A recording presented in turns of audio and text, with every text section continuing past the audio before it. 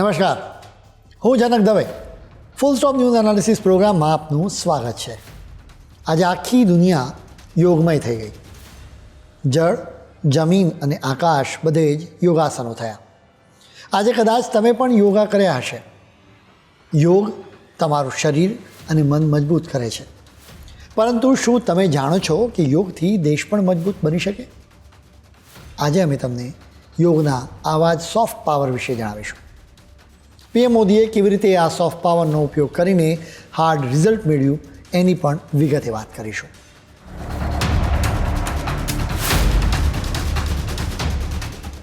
આપણને પશ્ચિમી દેશોની નકલ કરવાની આદત પડી ગઈ છે. અલબત્ત પશ્ચિમી દેશો પાસેથી આપણે ટ્રાફિકના નિયમોનું પાલન કરવા જેવી શિસ્ત નથી શીખતા, પરંતુ પશ્ચિમી દેશોમાં રહેલી તમામ પ્રકારની ગંદકી આપણે અપનાવીએ છીએ. બીજી તરફ પશ્ચિમી દેશો આપણી તમામ સારી વાતો અપનાવે છે, જેનું શ્રેષ્ઠ ઉદાહરણ યોગ છે. યોગની શક્તિનો આપણે ક્યારેય લાભ લઈ શક્યા નથી. હવે આપણા જ યોગને પશ્ચિમી દેશોમાં માઇન્ડફુલનેસના નામે તો ક્યારેક વેલનેસના નામે વેચવામાં આવી રહ્યો છે. તમને સારી રીતે ખ્યાલ હશે કે દેશના વિકાસમાં નિકાસનો ખૂબ મોટો રોલ હોય છે. એનાથી વિદેશી હુંડિયામણ મળે છે. સાથે જ જે તે દેશમાંથી નિકાસ કરાતી વસ્તુઓના આધારે જ એની દુનિયાભરમાં ઓળખ પ્રસ્થાપિત થાય છે. જેમ કે રશિયા અને યુક્રેન આખી દુનિયામાં અનાજની નિકાસ કરે. મિડલ ઇસ્ટના અનેક દેશો ક્રૂડ ઓઇલની નિકાસ કરે. અમેરિકા હથિયારોની નિકાસ કરે છે. જોકે ભારત કદાચ દુનિયાનો એકમાત્ર એવો દેશ છે કે જેણે દુનિયાને યોગ એક્સપોર્ટ કર્યો છે. ભારતે યોગ દ્વારા દુનિયાને ખરો માર્ગ બતાવ્યો છે, કેમ કે યોગ વાસ્તવમાં જીવન જીવવાની પદ્ધતિ છે. જોકે એક કડવી વાસ્તવિકતા એ પણ છે કે આપણા દેશની સરકારોએ આઝાદી બાદથી યોગનો સોફ્ટ પાવર તરીકે ઉપયોગ કર્યો ન હતો. દક્ષિણ કોરિયાએ જે રીતે પોતાના બ્રાન્ડિંગ માટે પોપ મ્યુઝિકનો ઉપયોગ કર્યો, એ જ રીતે ભારતે યોગનો ઉપયોગ કરવાની જરૂર હતી. અમેરિકાએ હોલિવૂડની ફિલ્મો દ્વારા પોતાની સુપર પાવરવાળી ઓળખ બનાવી. આપણી વૈદિક સંસ્કૃતિમાંથી મળેલી સૌથી કિંમતી ભેટ યોગનો આપણે એ રીતે ઉપયોગ ન કરી શક્યા. હજારો વર્ષો જૂનો યોગ આજે પણ ખૂબ જ પ્રસ્તુત છે. એટલે કે આજની શરીર અને મનની સમસ્યાઓનો એનાથી ઉકેલ મળે છે. યોગ શબ્દનો સૌથી પ્રાચીન ઉલ્લેખ ઋગ્વેદમાં મળે છે. દ્વાપર યુગમાં ભગવાન શ્રી કૃષ્ણે શ્રીમદ ભગવદ્ ગીતામાં યોગનો ઉલ્લેખ કર્યો હતો, જેને આત્માથી પરમાત્મા સુધી પહોંચવાની એક પદ્ધતિ ગણાવવામાં આવી હતી. હિન્દુ માન્યતા મુજબ ભગવાન શિવને સૌથી મોટા યોગી માનવામાં આવે છે, જેમને આપણે આદિયોગી કહીએ છીએ. વૈજ્ઞાનિકો પણ યોગને લઈને ખૂબ રિસર્ચ કરતા રહે છે. થોડાક સમય પહેલાં અમેરિકન ઇન્સ્ટિટ્યૂટ ઓફ વૈદિક સ્ટડીઝે ભગવાન શિવને યોગના ગ્રાન્ડ માસ્ટર ગણાવ્યા હતા. આ જ સ્ટડીમાં જણાવાયું છે કે ભગવાન શિવના નટરાજ અવતારથી જ યોગનો જન્મ થયો છે. નટરાજ અવતાર એટલે કે નૃત્ય કરતા મહાદેવની અલગ અલગ મુદ્રાઓ. એમ પણ લખવામાં આવ્યું છે કે ભગવાન શિવની અલગ અલગ નૃત્ય મુદ્રાઓ અલગ અલગ યોગને જન્મ આપે છે. સૂર્ય નમસ્કાર સૌથી લોકપ્રિય યોગ પ્રક્રિયા છે, જેમાં અલગ અલગ પ્રકારના 12 આસન એક સાથે કરવામાં આવે છે. 30 મિનિટ સુધી સૂર્ય નમસ્કાર કરવાથી લગભગ 450 કેલરી બર્ન થાય છે. જોકે કોઈ જિમમાં અડધા કલાક સુધી વેઇટલિફ્ટિંગ કે કસરત કરવાથી 199 કેલરી બર્ન થાય છે. 30 મિનિટ સુધી દોડવાથી લગભગ 414 કેલરી બર્ન થાય છે. એટલે કે કેલરી બર્ન કરવાની ફિટનેસનો માપદંડ માનનારા લોકો માટે યોગ સૌથી શ્રેષ્ઠ વ્યાયામ પુરવાર થઈ શકે છે. મહર્ષિ પતંજલિને યોગના જનક માનવામાં આવે છે.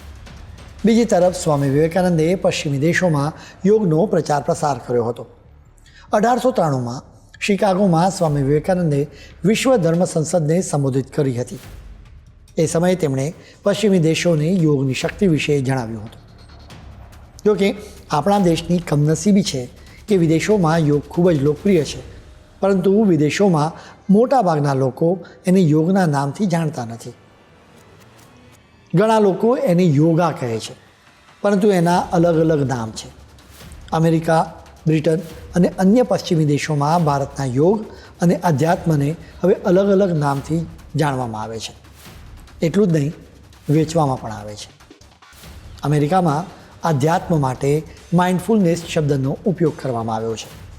એ જ રીતે બ્રિટનમાં મોટાભાગે યોગ અને અધ્યાત્મ માટે વેલનેસ અને મેડિટેશન શબ્દોનો ઉપયોગ કરવામાં આવે છે. એટલે કે ભારતે દુનિયાભરમાં યોગને એક્સપોર્ટ કર્યો. હવે એ જ યોગને અલગ અલગ નામે વેચવામાં આવે છે. હવે અનેક પ્રાઇવેટ કંપનીઓ, મલ્ટીનેશનલ કંપનીઓ હજારો કરોડો રૂપિયા કમાઈ રહી છે. અમેરિકા અને યુરોપના દેશોમાં યોગા સ્ટુડિયોઝ શરૂ થયા છે.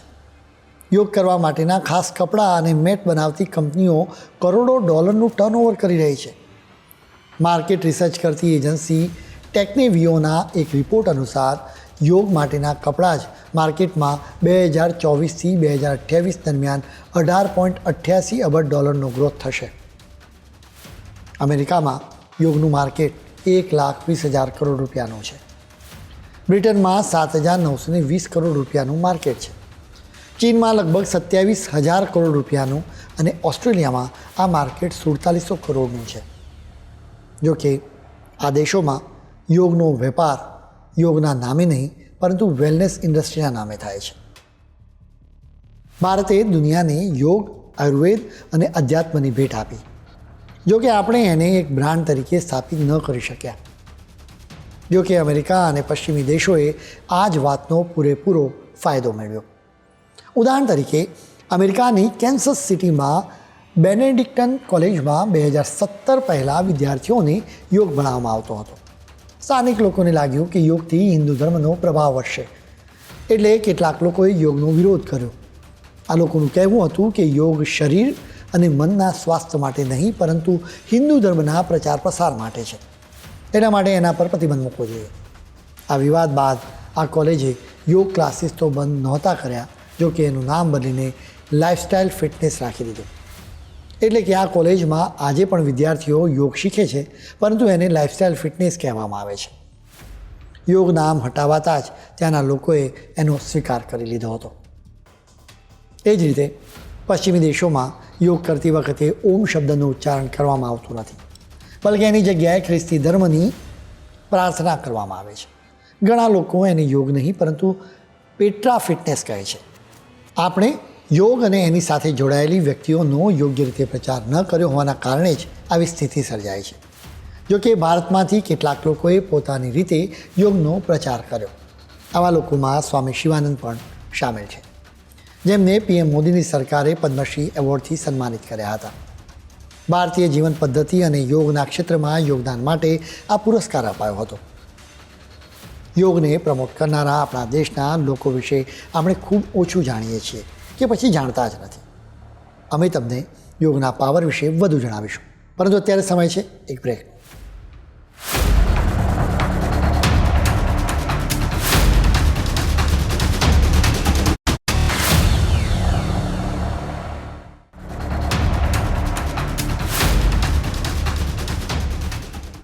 બ્રેક બાદ આપનું સ્વાગત છે. બ્રેક પહેલાં અમે તમને સ્વામી શિવાનંદ વિશે જણાવ્યું હતું. તેમની ઉંમર 127 વર્ષ છે. જો તમારે પણ 100 વર્ષથી વધુ સમય સુધી તંદુરસ્ત જીવન જીવવું હોય તો એનું સુપર સિક્રેટ યોગમાં જ રહેલું છે. ભારતના પહેલા પીએમ જવાહરલાલ નહેરુ પણ યોગાસનો કરતા હતા. તેમણે પણ શિક્ષણમાં યોગને પ્રમોટ કરવાની કોશિશ કરી હતી. તેમના દીકરી ઇન્દિરા ગાંધી પણ તેમના ગુરુ ધીરેન્દ્ર બ્રહ્મચારીની સાથે યોગાસનો કરતા હતા. આમ છતાં યોગનો સોફ્ટ પાવરની જેમ ઉપયોગ કરવાની ક્રેડિટ તો પીએમ મોદીને જ જાય છે. નાની નાની વાતોથી મોટો ફરક પડી જાય છે. પીએમ મોદી આ વાત સારી રીતે જાણે છે. તેમણે એક સમય કહ્યું હતું કે હું દુનિયામાં ક્યાંય પણ જાઉં છું ત્યારે ત્યાંના નેતા સાથેની વાતચીતની શરૂઆત યોગથી થાય છે. ભાગ્યે જેવો કોઈ નેતા છે કે જેની સાથે 5 કે 10 મિનિટ યોગ વિશે વાત ન થઈ હોય. કેટલાક નેતા યોગ વિશે જાણવા ઈચ્છે છે.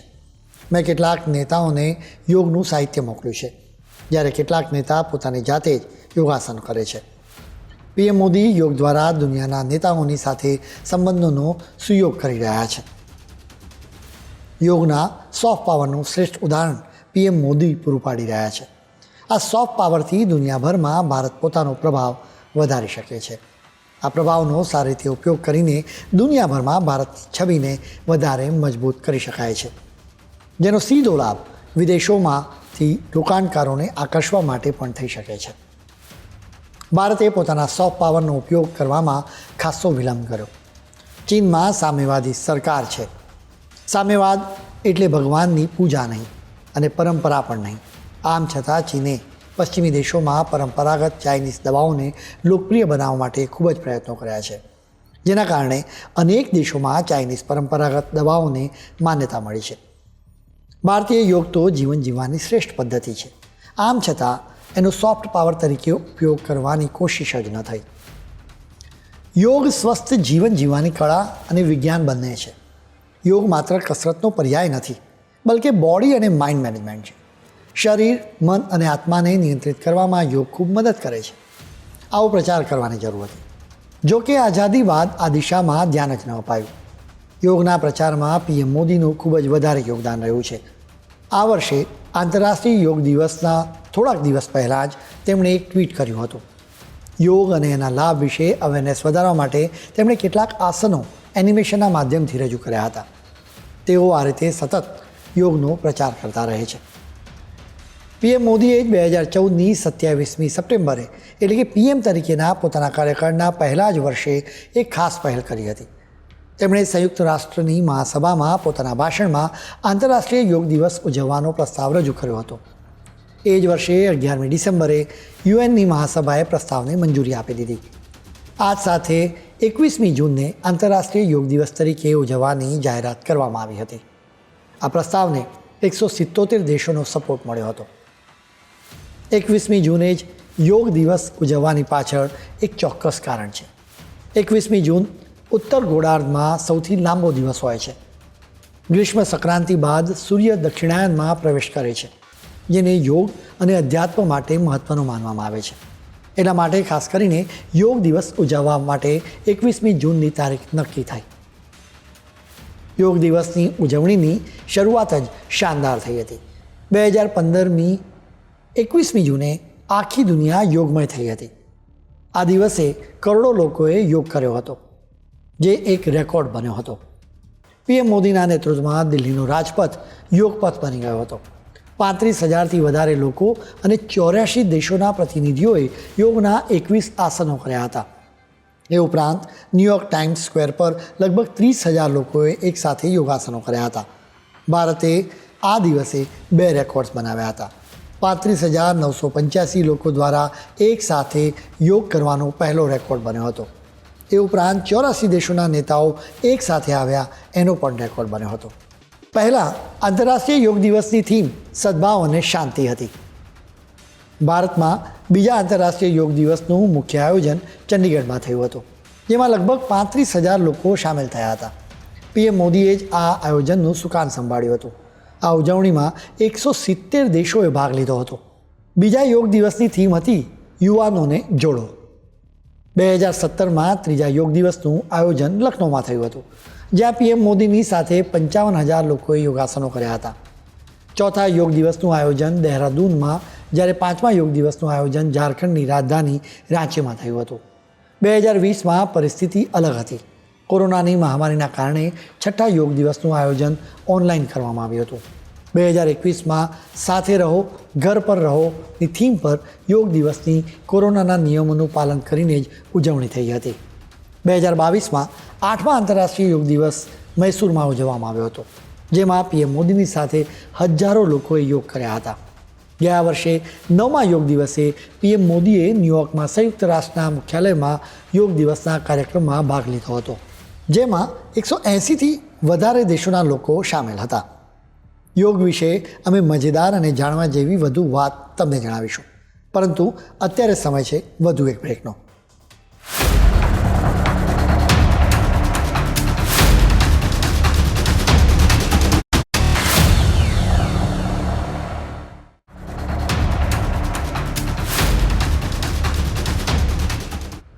બ્રેક બાદ આપનું ફરી સ્વાગત છે.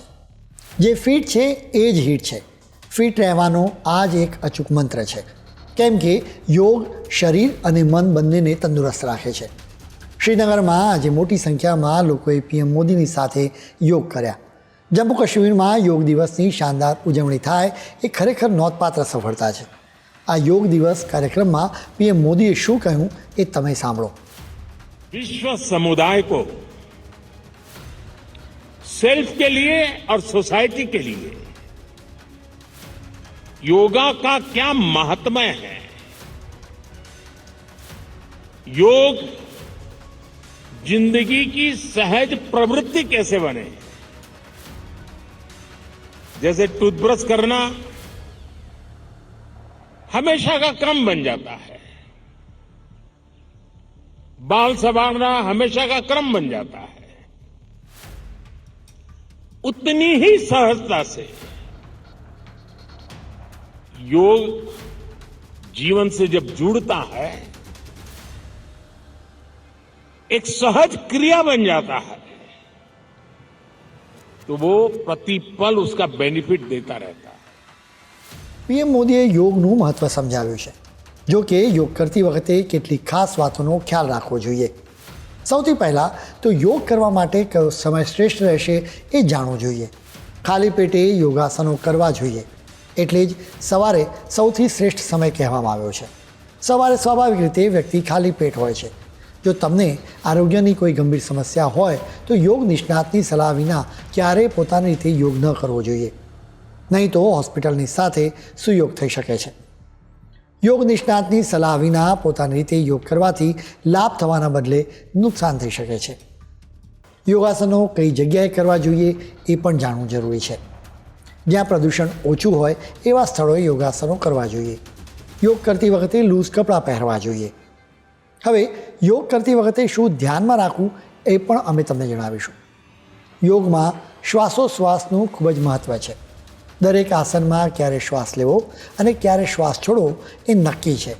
ક્યારે શ્વાસને અંદર રોકવાનો છે એ પણ જાણવું જરૂરી છે. એક્સરસાઇઝ અને યોગની વચ્ચે આ જ મૂળભૂત ફરક રહેલો છે. કસરતમાં શ્વાસોશ્વાસનું બિલકુલ ધ્યાન રાખવાનું હોતું નથી. સૌથી મહત્ત્વની વાત એ છે કે યોગમાં ક્યારેય કોઈની નકલ ન કરવી. દરેક વ્યક્તિની શારીરિક ક્ષમતા અને ઉંમર અલગ અલગ હોય છે. ક્યારેક લોકો નકલ કરીને ઇજાગ્રસ્ત પણ થઈ જાય છે. યોગ વાસ્તવમાં શરીર અને મન બંનેનું મિલન છે. એટલા માટે જ યોગ કરતી વખતે મનથી પણ યોગની સાથે જોડાઓ. યોગ કર્યા બાદ તરત જ સ્નાન ન કરવું જોઈએ. યોગ કર્યાને ઓછામાં ઓછા અડધા કલાક પછી સ્નાન કરવું જોઈએ. એટલું જ નહીં, યોગ કર્યા પછી 40 મિનિટ પછી જ કંઈ પણ ખાવું કે પીવું જોઈએ. યોગના પણ જુદા જુદા સ્વરૂપો છે, જેમ કે હઠયોગ. હઠ શબ્દનો સીધો અર્થ જીદ કરી શકાય. જો કે યોગ સાથે આ શબ્દ જોડાતા જ એનું સ્વરૂપ બદલાઈ જાય છે. એ આધ્યાત્મિક થઈ જાય છે. યોગના પુસ્તકોમાં જણાવાયું છે કે એનાથી કુંડલીની શક્તિ અને ચક્ર જાગૃત થાય છે. એ સિવાય અષ્ટાંગ યોગ પણ છે, જેને રાજયોગ પણ કહેવામાં આવે છે. આ યોગના 8 અંગ યમ, નિયમ, આસન, પ્રાણાયામ, પ્રત્યાહાર, ધારણા, ધ્યાન અને સમાધિ છે. અત્યારે હોટ યોગ પણ ખૂબ જ લોકપ્રિય છે. પ્રાચીન યોગના સ્વરૂપને બદલીને મોડર્ન ટેકનિકની સાથે જોડી દેવામાં આવ્યું છે. હવે ભારતમાં પણ હોટ યોગ લોકપ્રિય છે, જેને મોટાભાગે સેલિબ્રિટીઝ પસંદ કરે છે. હોટ યોગ કરવા માટે ખાસ સ્થાન પસંદ કરવામાં આવે છે. સ્થળ એવું હોવું જોઈએ જેનું તાપમાન 40 ડિગ્રી સેન્ટીગ્રેડ કે એનાથી વધારે સેટ કરવામાં આવ્યું હોય. એટલે જ એને હોટ યોગ કહેવામાં આવે છે. આ યોગ ખૂબ મુશ્કેલ છે. કેટલાક લોકો સ્વિમિંગ પુલમાં વોટર યોગ પણ કરે છે. ભારતને દુનિયાનું યોગ કેપિટલ ગણવામાં આવે છે. જો કે એ ખરેખર કમનસીબી છે કે આપણે યોગનો ભવ્ય વારસો જ ભૂલી ગયા. જેનો પુરાવો એ છે કે આપણે ત્યાં જ યોગના કેન્દ્રો ઓછા છે, જ્યારે શહેરોમાં ઠેર ઠેર જીમ જોવા મળે છે. શહેરોમાં બગીચાઓમાં ફ્રીમાં ટ્રેન યોગ શિક્ષકો દ્વારા તાલીમ આપવામાં આવે છે. આમ છતાં પણ લોકો યોગ છોડીને જીમમાં જાય છે. આપણે આપણા મૂળિયાથી દૂર જઈશું તો સમસ્યાઓ તો રહેવાની જ છે. ખેર, આજના બુલેટિનમાં આજે આટલું જ. નવા મુદ્દાઓ સાથે કાલે ફરી મળીશું. ત્યાં સુધી મને રજા આપશો. નમસ્કાર.